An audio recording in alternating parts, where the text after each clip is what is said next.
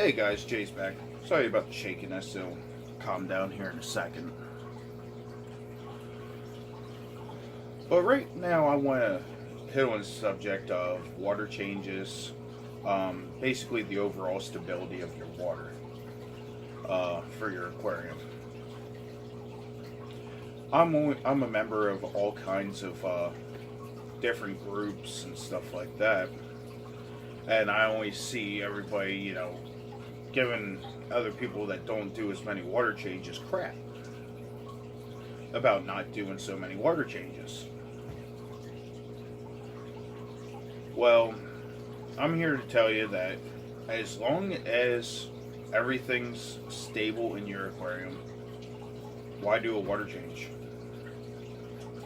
I mean, if you think about it, like if you think about nature, okay, water changes are pretty much done like with streams that are coming in, washing out all the other stuff, or from rainfall, stuff like that. Well, technically, what is our filter doing?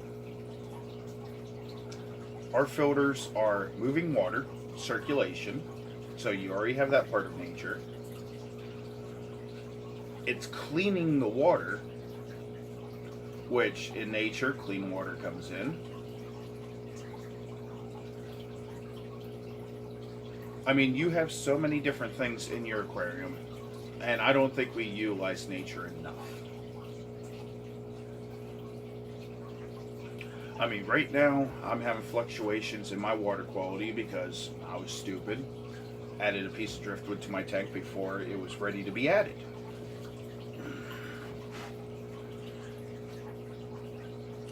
So, what in these groups, like, there's people in there that does 50% water change a week. Some people do 10% every day. I understand doing a lot of water changes if you don't have live plants. If you have live plants and stuff like that, you're more simulating nature. There's going to be part of your tanks with a planted tank that's going to have anaerobic bacteria, which will consume nitrates, phosphates, stuff like that. That's why I always tell people, unless if you're extremely overfeeding or like the bottom of your tank just looks like utter, I'm just going to say crap, I won't even do a gravel vacuum. If you do, just do the top layer. Don't dig down in. Why? Because there's many different layers that forms underneath your substrate. Just like in nature. Granted, yes, some of it could release some dangerous gases later on.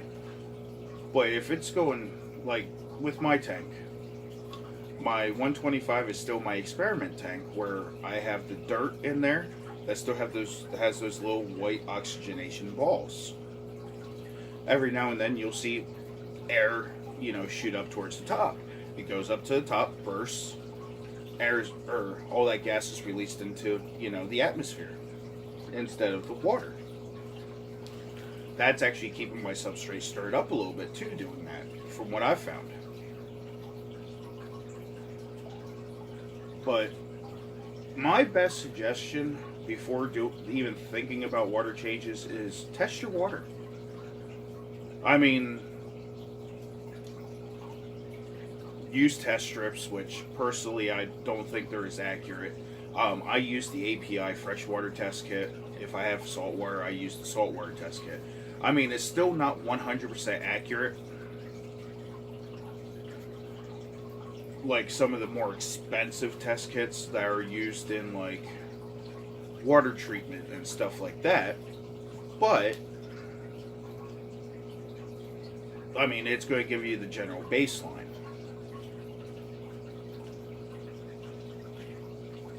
I just lost my train of thought.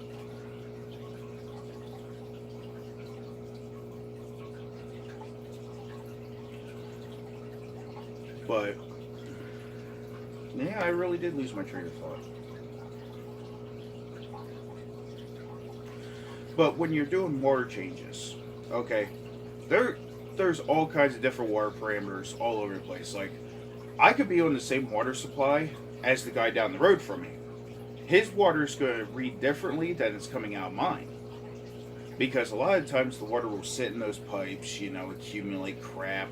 There could be stuff in the way in those pipes, collecting more crap. I know somebody who actually has just ammonia in his water. He has to actually run his home water through one of those, like, I don't think it's Brita, but one of those purifying things to remove that. Now, what happens if he adds that ammonia water to his tank? So right there, it'd be beneficial for him to do as few of water changes as possible. And if he does, make sure he has like some type of pre-filter, almost like a Brita or something. My water comes out with some nitrates in it. Which everybody's like, oh, that's great, food for the plants. Not really. Not really. What people don't understand is, yes, plants do soak up nitrates, but they're going to feed on ammonia first. That's why technically it is theoretically possible to run a tank without a filter. Just keep a pump in there for some circulation, because your denitrification bacteria is on your wood, your plants, and your substrate. It's everywhere in the tank. We use filters mainly because it became more of a staple in the hobby. Not to mention it cleans the water. Like, with your mechanical filtration. I mean, I actually had a tank at one point. I had it going for almost 2 years. All I had was an air stone in it that was circulating the water. Never really had water quality issues. I mean, every now and then, like, I'd have an ammonia spike if, like, the fish are breeding or something, because that's more of a biological load overall onto the tank.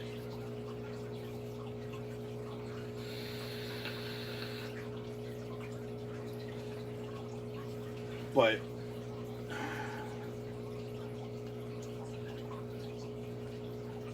I mean, overall, water changes can be beneficial depending on your water quality. Depending on how heavy of a tank load, bioload that you have. Do you have live plants? If you have live plants, yes, you're going to end up doing more frequent water changes.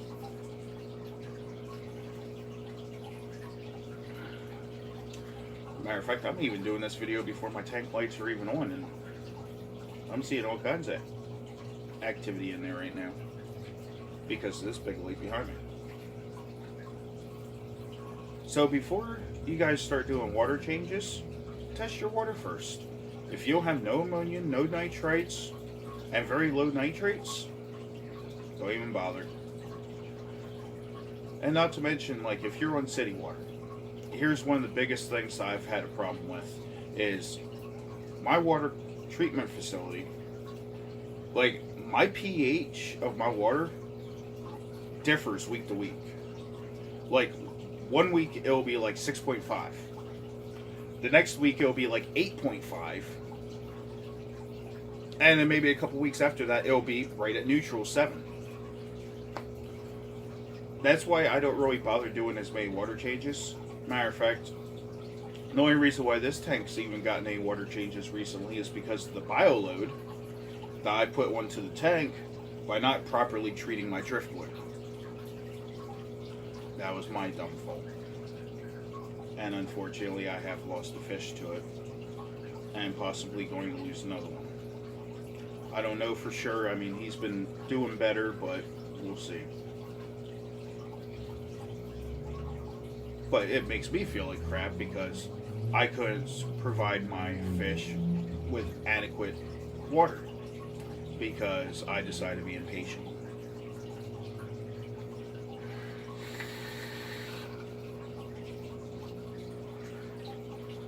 So if you have a lot of like nitrates in your water, and that's why you're doing a lot of water changes because you have a heavy bioload, get more stem plants like water wisteria. Even with water wisteria, if you don't plant it, float it. If you have a sump, put it down in your sump with some lights on it. It'll soak up those nitrates a little bit quicker. So that way you don't have to worry about doing as many water changes. Also, do an anaerobic filter or something like that.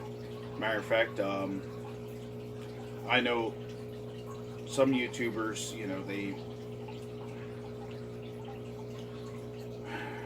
well, we'll just leave it at that. But if you want to know how to make an oxy filter, check out Kevin Novak's channel.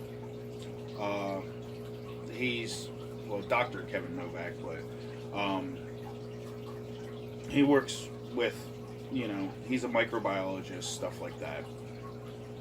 And he actually shows how to do an oxy filter for like a sump. Now, technically,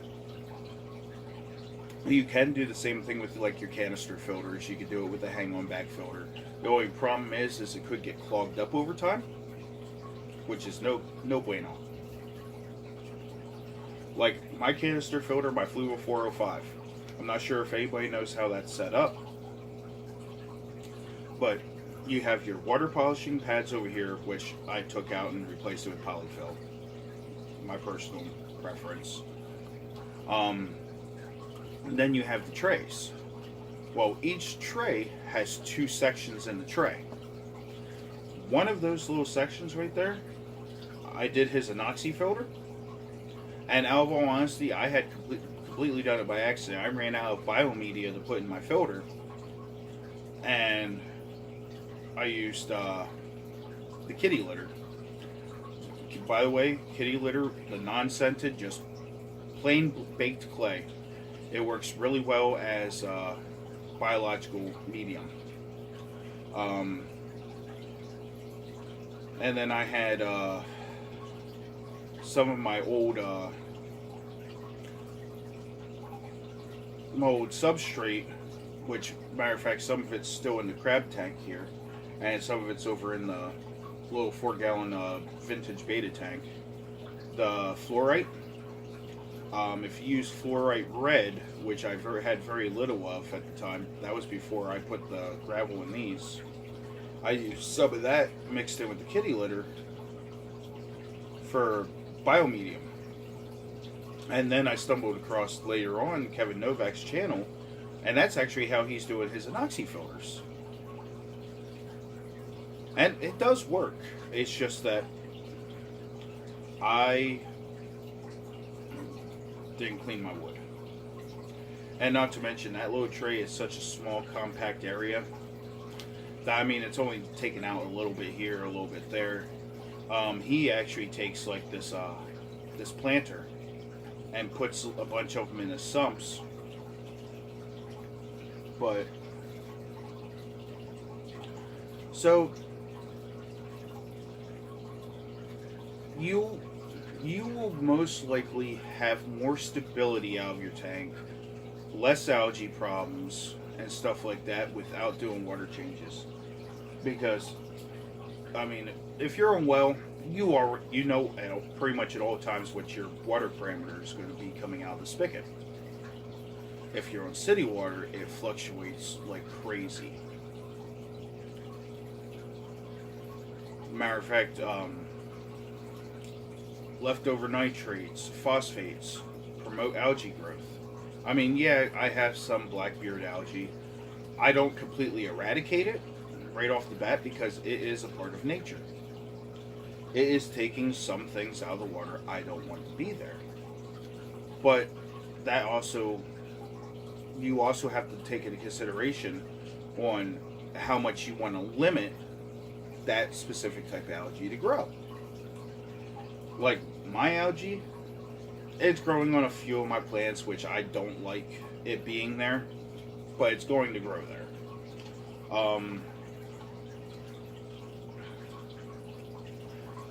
I prefer it to be on like the rocks, mainly the hardscape. And then I have the Fluval, not Fluval, Phoenix 24/7. I might be upgrading to the Fluvals. But I have the 24/7 Planet Plus. And I used to have that just on my 40 breeder. Never had an algae problem. Well, of course, I had injected CO2 into the 40 breeder, but never had an algae problem. Luscious plant growth. And then I got this 125, and they gave me 2 of the, I think they are T5 lights. That just wasn't enough light. I did have another Phoenix, but that thing shorted out because it got wet. But right now I have 3 T5 lights on one side and the Phoenix on the other. One side has no algae. One side has algae, and I found out it's because the Phoenix, even with my 125 gallon, down at the substrate, I'm still getting about 56 par. It fluctuates depending on, where the water line is. But that's one of the reasons why I have algae growth right now. Plus, not to mention, none of my tanks have injected CO2 in right now. I got tired of doing the DIY because I had to refill it every 3 to 4 days. I'm going to be getting a tank and an actual proper CO2 setup here soon. But, if you do want to do massive water changes, and I have seen time and time again,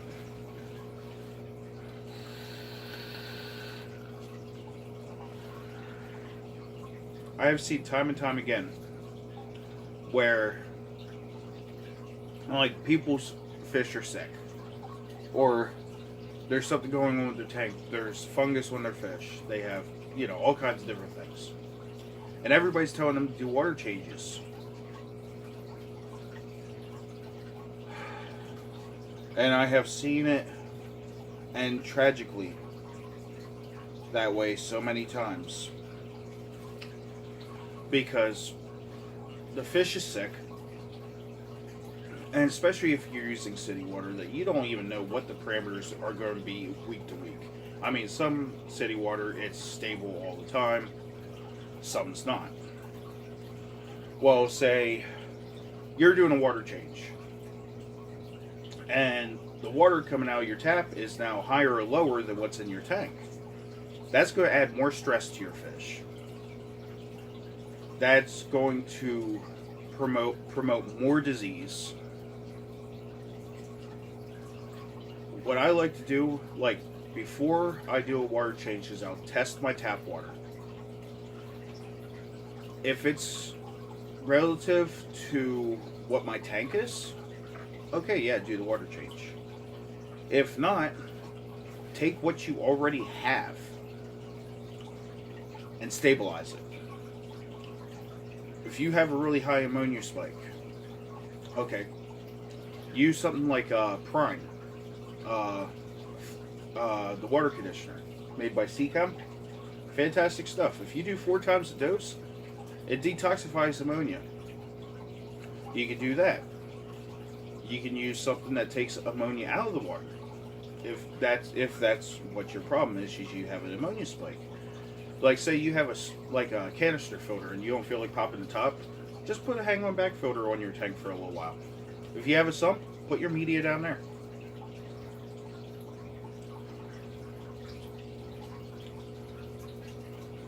It's all about stable water parameters, is what your fish like.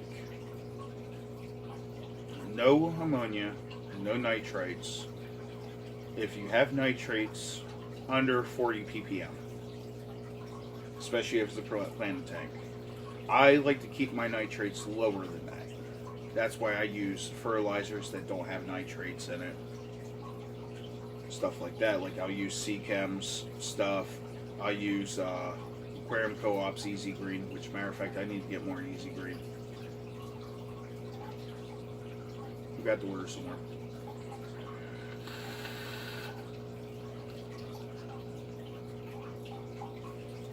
So,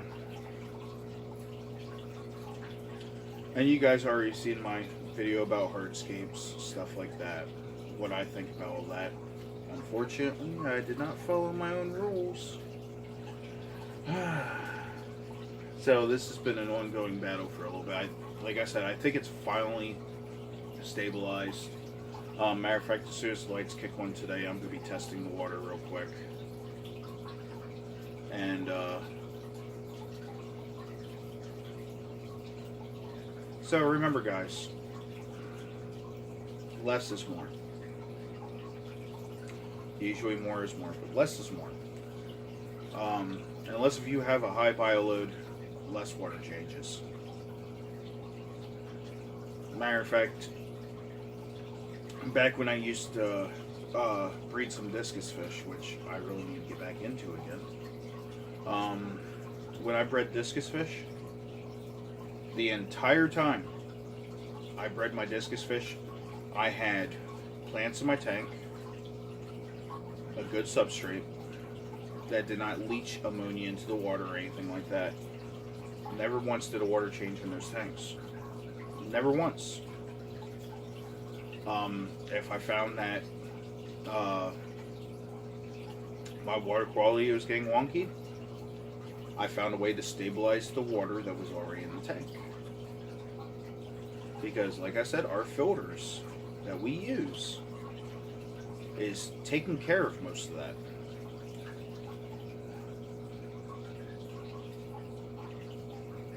So, but, alright guys, I just wanted to do a little video on water changes and stuff like that.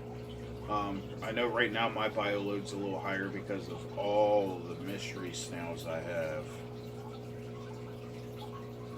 And once again, if you guys don't know, I'll probably be too lazy to post it in the description, but on Facebook, I have a Facebook page called Jade's Aquatics and Companions. Once the breeding operation starts up, that's where I'm going to start listing more of my stuff right now that's for sale until I get a thing up like Aquabed, you know, and then that'll lead up to my storefront. I have a big plan, and we'll see how it goes. I'm really trying to do it on my own, but alright guys, that's my video. It's almost a half an hour in. I'm gonna let you get back to what you're doing. If you have any questions, post them in the comments link below, or in the comments below. If I get enough questions on all my videos and stuff like that, I'm going to gather a bunch of them up. Yeah, I'm going to still answer your comments, but I'll do like a question and answers video. As soon as I get more subscribers and stuff, I'll do live ones, stuff like that. So, anyway, later guys.